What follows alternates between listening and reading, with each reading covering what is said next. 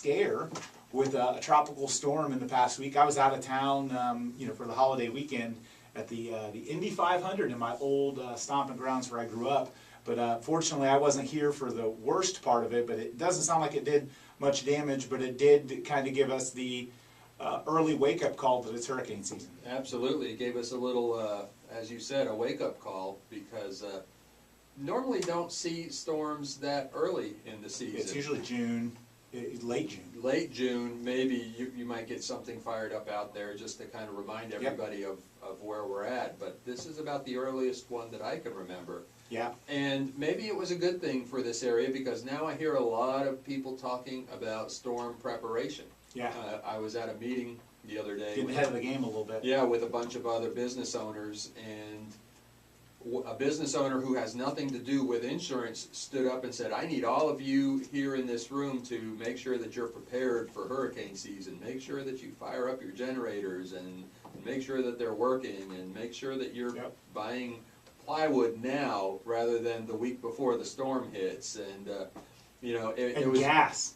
Gas is the other one, because I think that's the one thing that I was fortunate with the last time of having, you know, having some of my own fuel. But that was the thing that was crazy the last time. All the gas stations were out; they couldn't get gas here. It was chaos, and obviously, you know, a couple, you know, maybe a 5-gallon here or something, you know, but that's something that I think can help a lot of people out to be prepared. Absolutely. One of my friends who lives in South Naples was without power after Irma for 3 weeks.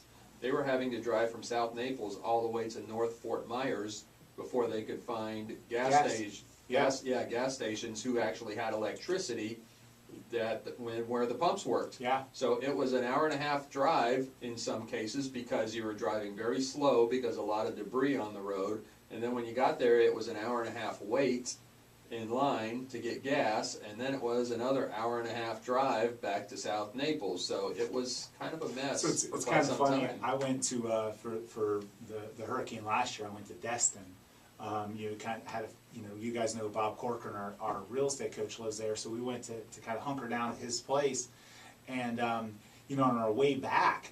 I don't know if any of you guys watch the TV show The Walking Dead, but I'm like a junkie for this show. So you see them all the time, like siphoning gas. It's almost like they taught a whole new generation how to siphon gas out of a car with like a water hose or whatever. Mm-hmm. And it was like scenes from The Walking Dead. I saw multiple people like siphoning gas out of cars. Like it was really kind of crazy. And you know, Bob had a neighbor, for example, and what they were doing was they had, you know, they had 3 vehicles.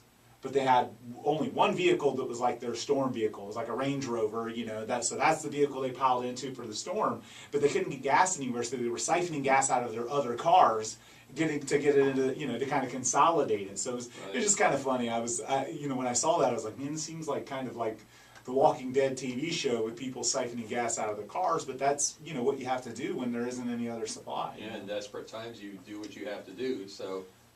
But obviously getting coverage right now is something that you're going to encourage people to do, because there isn't a storm out there now. So if you're not covered by flood insurance, now would be the time to really start thinking about, you know, getting that done so that, you know, you're prepared and safe and protected. Absolutely. Every time a storm shows up on the horizon, our phones go absolutely crazy. I've literally seen it where we've gone through an 8 or 10-hour day where the phone did not stop ringing all day long. As soon as you hang it up, there was 2 other people trying to dial and get through, and then ring again. Everybody wants flood insurance. Everybody wants flood insurance, and you're happy to sell them flood insurance, but as soon as you give them the reminder that there's a 30-day wait on flood insurance, click, the phone hangs up, and they're off. It's funny, they think, and it's interesting, because I think a lot of people don't understand most of the flood policies are FEMA policies, government policies. And there are some private carriers. There are. But the majority, they're going to have the same rules. It's not like you're going to be able to do anything different than another insurance agency in terms of the 30-day wait when there's a storm out there. Right, and some of the private companies do have a shorter wait. Yeah. But a 2-week wait or a 10-day wait isn't going to cover you on the storm. Still isn't going to help you when this storm is bearing down on top of us. Yeah, on the mortgage side of things, Mike, obviously that's something that a lot of people don't take into consideration, you know, needing to pay for flood insurance. And you know, I know every once in a while it happens to where people, kind of get their numbers, their taxes and insurance, and they decide, oh, I want flood insurance, but the ratios could be a little tight. That's something that can happen. Well, I'll say for us and most lenders, if flood insurance is not required, for instance, if you're in flood zone X, we won't allow you to escrow it anyway, so that kind of goes out of that equation. But yes, if you're in a flood zone that requires it and you haven't calculated for that, there are instances where it does mess you up and you may not qualify for that home anymore. So definitely something to look forward to or find out before you even make an offer on the home. Yeah, and this time of year, I think, homeowners, home buyers, home sellers, pay special attention to, named storms. Anytime it gets named, that basically means we're off. You're not going to have the ability to get flood coverage. Right. And your closing could be a jeopardy if you haven't bound the coverage. I think that's something, Richard, that a lot of people fail to think about. And then they get all bent out of shape and mad at everybody and blaming all the realtors and everybody and their brother because there's a named storm out there and they have to pay for flood and they didn't pay for it, and now their closing is going to get delayed in some capacity because of that. Right. And happens every year. And let me say this, listen to your insurance agent. On not Monday because that was a holiday, but on Tuesday, we had a frantic client calling up because his realtor told him, well, it doesn't matter if you've purchased insurance, your closing's gonna get delayed because now there's a storm out there, which is totally false. Right. Call your insurance agent, talk to them, find out, make sure that everything is bound.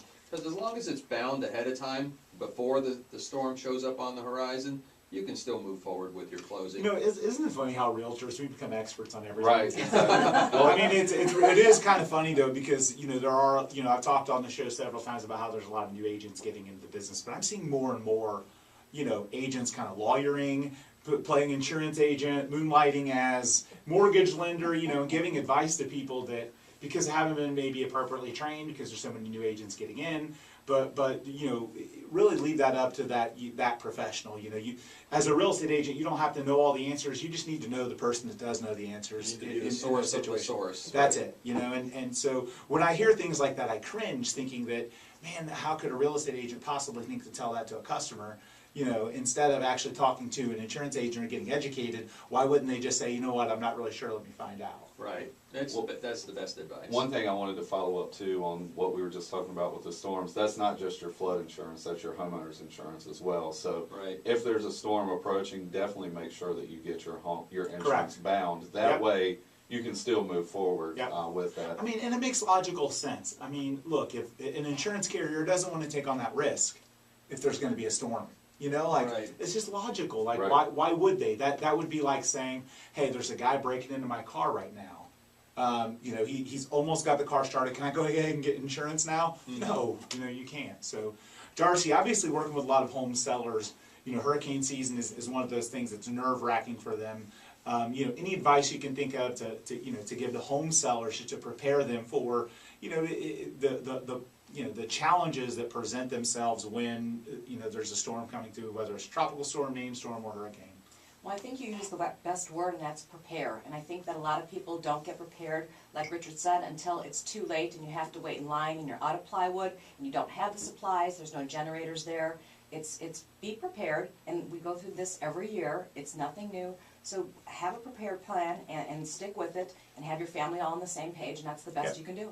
I think at the same time, in addition to preparing, which I think is job number one for them, also expectation setting from our side, making sure they know that, like, hey, you might go a week without showings because people are going to be completely preoccupied with, watching every news channel and watching the chart of the storm, and people just get completely involved in that, so that we see a showing drop anytime there's a hurricane kind of around, because people are paying attention to that. It's almost like addictive. Like, you get stuck on the news and you're like, oh, it moved left like 1 centimeter.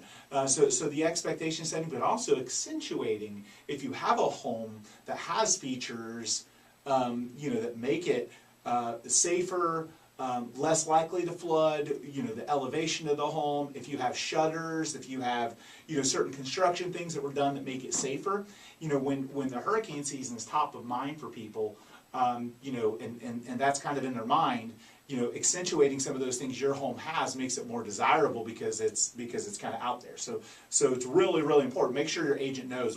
We've had it happen before, and there's no way for us to know this, like certain extra straps, extra construction quality. We can't see that when we walk through a home. It's really the seller's job to make sure we know that. So make sure to take the initiative if you're selling your home to let your agent know, especially for something that can't be seen, that, hey, my home has this. Because, you know, during hurricane season, it's even duly important. It makes it, you know, it makes it so much better to accentuate that during a time when it's so top of mind for people. So if you have shutters, if you have higher grade windows, better construction quality, any of those things, make sure your agent knows it, because you know you want to make sure to use those things. So And it could get you a lower price. it could get you lower, and could get you a better price on your house. Right. You know, not just in terms of actually selling it during hurricane season, but an even better price net, because someone will pay a premium, because otherwise they're looking at it and saying, well, I was going to do that once I bought it anyway, and it would have cost me, you know, X $1,000, you know, so now it's already got it, so I don't have to spend that extra money out of pocket. Yeah, I'll pay a little bit more for that house. So, well, again, you're listening to the Duncan Do a Real Estate Show.